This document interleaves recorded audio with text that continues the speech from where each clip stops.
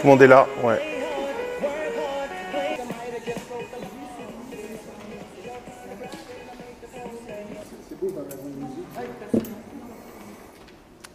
Je vais démarrer quand même. Et nous ne les attendrons pas.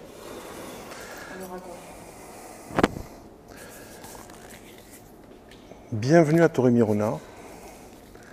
Je pense que vous avez pris vos marques et que vous êtes maintenant prêts pour ces 3 jours à passer ensemble, avec un certain nombre d'activités qui sont prévues et prévisibles, d'autres qui vont surgir et qui sont imprévisibles.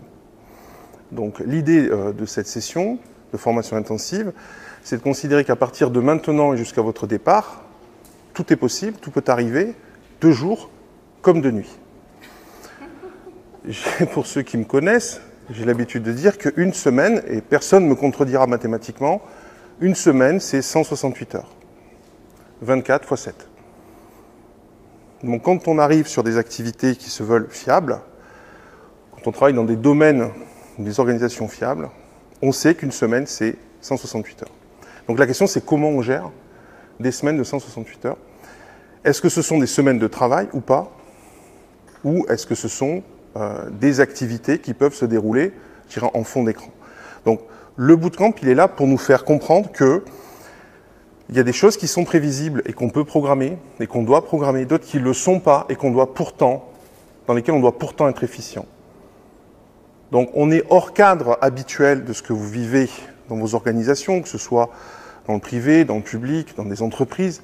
C'est vraiment essayer d'ouvrir au maximum le champ des possibles et de faire tomber des frontières entre le champ personnel et professionnel. Parce que quand je dis qu'une semaine c'est 168 heures, je ne vous dis pas c'est 168 heures de travail. Je ne vous dis pas non plus que c'est la moitié d'heure de loisirs. C'est pas ça que je vous dis. D'ailleurs, ceux qui ont regardé la documentation savent que cette période qu'on se donne ensemble ici, c'est de l'osium. L'osium romain, c'est la définition qui n'est pas comparable à la notion de vacances ou à la notion de loisirs. Ça n'existait pas dans l'Empire romain. Et pourtant, dans l'Empire romain, il y a des notables, des bourgeois, des gens de pouvoir qui prenaient l'osium, qui venaient dans des lieux comme cela, loin de la ville, dans des environnements plaisants, avec de l'eau. Ils venaient prendre l'eau, ce qu'on appelait prendre les eaux, qui était parfois avec des vertus salutogènes. Et ils se mettaient en dehors de la ville. Littéralement, là où on n'entend plus les chiens aboyer. C'est comme ça qu'ils disaient. Pour prendre ce temps, pour rien. Mais rien. C'est quoi rien? Prendre un temps.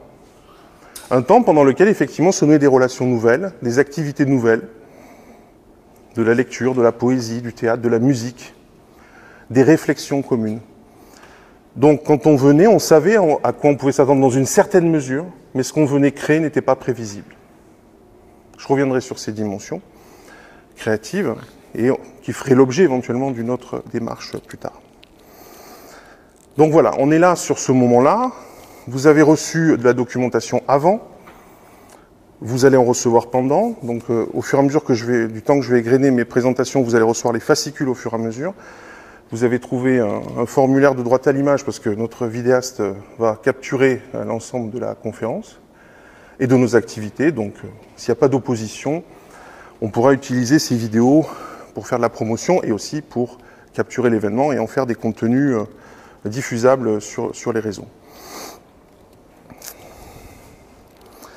Alors, au départ, cet événement devait se faire avant Covid, plutôt orienté vers des entreprises ou des organisations. Des grandes organisations, des grands groupes qui avaient prévu de venir ici pour faire des formations incentives. Et puis Covid a annulé ces événements et nous avons basculé sur un tout autre format. Donc on est passé du B2B, business to business, à du business to client, c'est-à-dire directement des gens qui ne se connaissent pas au départ.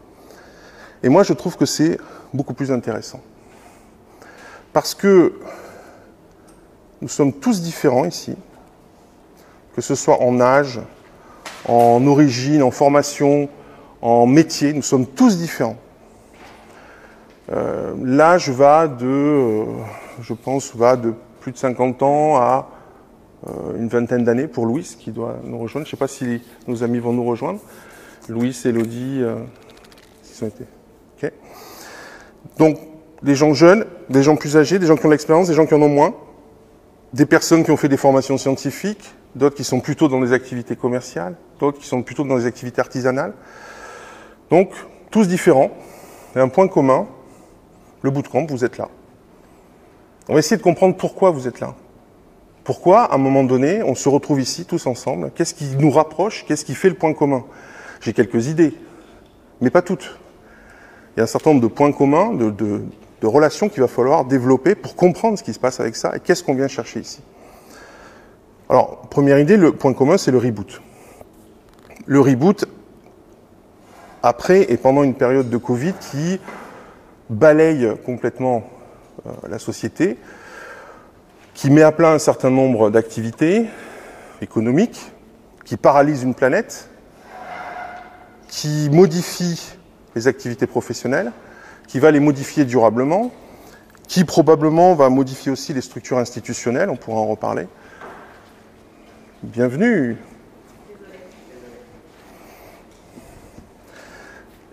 Et donc, ce moment du reboot, c'est le moment de la sidération pour certains, mais c'est aussi le moment d'une transformation. Est-ce que ce moment était une surprise? Pour des gens qui sont dans les sciences de la vie depuis longtemps, on sait très bien que ça devait arriver, c'était prévu, c'était prévisible, c'était envisagé, il y avait déjà eu des coups de semonce. Et on savait que c'était à ce niveau-là. On savait que ça adviendrait sur un niveau pandémique très rapidement et que ça mettrait à plat beaucoup de systèmes économiques et de transport. Pour autant, les choses n'ont pas été préparées ou prévues comme ça aurait pu l'être. Ça interroge. Donc, ça sidère tout le monde, ça surprend tout le monde, mais sauf ceux qui étaient concernés par ces affaires-là. C'est intéressant. Donc, on va se demander comment on peut, alors ça sera plutôt demain, je pense, comment on peut prévoir l'imprévisible, comment on peut gérer du risque, qu'est-ce que le risque, qu'est-ce que le danger, et surtout, dans le cas de ce danger Covid qui nous arrive, comment on le transforme en opportunité. Comment on observe un événement tel quel et comment on le transforme en quelque chose qui peut être très intéressant. Alors bien sûr, vu d'aujourd'hui, vous me regardez en disant « ce mec-là, il est perché, parce que ce qui nous arrive, c'est une catastrophe. » etc. Oui, et alors? Il y en a eu d'autres dans l'histoire de l'humanité, et on peut interroger l'histoire de l'humanité pour voir ce qui s'est passé avec les pandémies, avec les guerres, etc. Et on voit qu'il y a toujours des opportunités, des changements de structure organisationnelle, des changements de structure institutionnelle, et que rien ne sera complètement comme avant. Et on peut s'attendre effectivement à des changements radicaux. Donc, l'autre enjeu, c'est ça, c'est comment on se prépare à ces changements radicaux. Comment on les internalise dans sa pratique de pensée, de vie, et comment on va en faire quelque chose dans sa vie personnelle, dans sa vie professionnelle. Alors, avec Valérie, ce moment-là, on l'a imaginé avant Covid déjà. C'est-à-dire, on vous a rêvé ici, dans ce lieu, avant même d'avoir quoi que ce soit ici. Mais on savait que ça se passerait comme ça. Ça devait se passer comme ça. Alors, peut-être pas avec les mêmes personnes, je vous ai dit, plutôt avec des entreprises. Eh ben non, c'est pas avec des entreprises, c'est avec des gens en particulier qui ne se connaissent pas, mais ça arrive. Donc, comment on fait pour idéaliser ce genre de réalisation? Et comment on construit un projet pour arriver à sa réalisation concrète et effective? Ça fait partie aussi des choses qu'on va voir ensemble. Comment on part d'une idée? Je vais vous présenter successivement, mais je regarde Lisa, bien sûr, parce qu'elle a vécu le processus de création. Donc, comment on part d'une idée, d'une envie, et comment on construit sa réalisation concrète jusqu'à transformer sa vie complètement. C'est une mécanique, c'est un apprentissage. Ça relève de compétences non techniques. Donc, l'enjeu de ce moment, de ces 3 jours, c'est ce qu'on appelle le développement personnel. Je dis ça pour ceux qui découvrent la formule. On appelle ça génériquement le développement personnel. Je préfère employer le terme d'émancipation de soi. Et ensuite, on peut aller aussi vers des champs beaucoup plus spirituels, parce qu'en réalité, ces dimensions du développement personnel ont tout à voir quelque chose avec la philosophie pratique. Le développement personnel, c'est de la philosophie pratique, prête à penser, prête à utiliser, qui nous évite de lire tous les grands auteurs.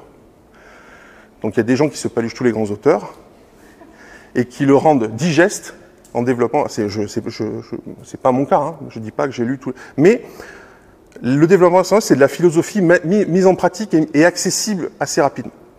Mais c'est pas que ça, parce que vous allez voir que dans ces contenus, il y a aussi du management. Il y a aussi de la gestion, des outils de management et de gestion. Donc des disciplines qu'on peut retrouver dans des Masters of Business Administration, par exemple. Moi-même, j'ai enseigné à l'IAE de Montpellier, en fac de pharma, bien sûr, ça c'est mon cœur de métier, au Paul Vinci de Paris, à Schema Business School, qui est une grande école de commerce, et plus récemment dans une école de sciences politiques. Donc, on essaye de faire le lien entre comment on fait une émancipation de soi, en utilisant des outils du développement personnel, c'est-à-dire des compétences non techniques, et par ailleurs des techniques qui sont éprouvées de management, de gestion et de management de projet en particulier. Est-ce que ça vous paraît clair jusque-là? Donc c'est ça qu'on va faire. Alors on ne va pas simplement faire de la théorie, parce que ça serait très barbant, et vous n'êtes pas venu pour ça. On va essayer de mettre en pratique des concepts théoriques. Et donc comme je vous dis, Covid nous met par terre et nous met en difficulté, et c'est en nous mettant en difficulté qu'on est obligé d'apprendre des choses et de se reformater sur autre chose, on va se mettre en difficulté pour voir ce qui se passe. Et pour comprendre qu'avec des informations clés, bien choisies et bien structurées, on arrive à naviguer dans un environnement hostile et dans un environnement inattendu. Car pour le dire d'une phrase maintenant, ces capacités non techniques servent à gérer l'incertitude et la complexité simultanément. J'ai une situation inconnue, je la découvre, je ne sais pas, c'est compliqué, ça c'est le mot générique, c'est compliqué. En réalité, quand je dis c'est compliqué, c'est que je ne comprends pas la complexité. Donc premier travail, je vais essayer de comprendre la complexité. Et la complexité dans une incertitude, c'est-à-dire avec, évidemment, des pondérations statistiques à effectuer pour pouvoir prendre des décisions.